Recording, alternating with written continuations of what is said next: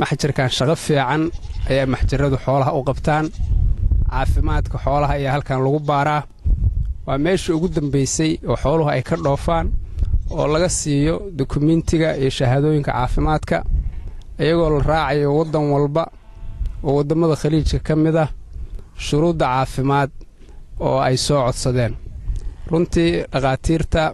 maamulka iyo shaqaalaha ka shaqeeya maxaajirtu shaqo aad u badan bay qabtaan waxay hubiyaan caafimaadka xoolaha tayada xoolaha iyo inay naga dhoofaan xoolo qurux badan oo caafimaad qaba oo runtii tartan ka geli kara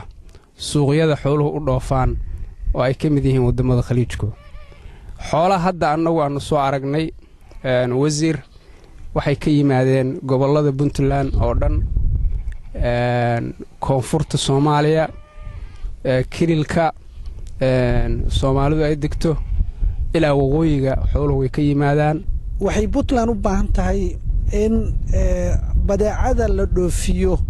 la tayeeyo oo si professional ah looga ganacsado taas baa dowladda puntland waxay wadaa olole ah in la tayeeyo badeecadaha ka baxaysa hadday noqon lahayd laga bilaabo meesha laga soo saarayo xoolihii dhaqashadoodii maxaa la yidhaahdaa naaxintoodii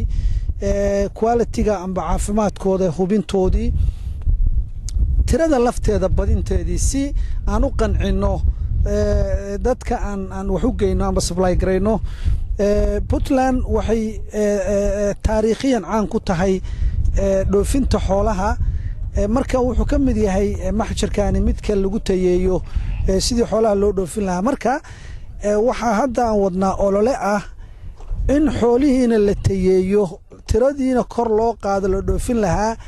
market ama suuq cusubna loo waxeeyo haddaad suuq cusub rabtid inaad soo furtid waa inaad marka hore badeecadaada wanaajisaa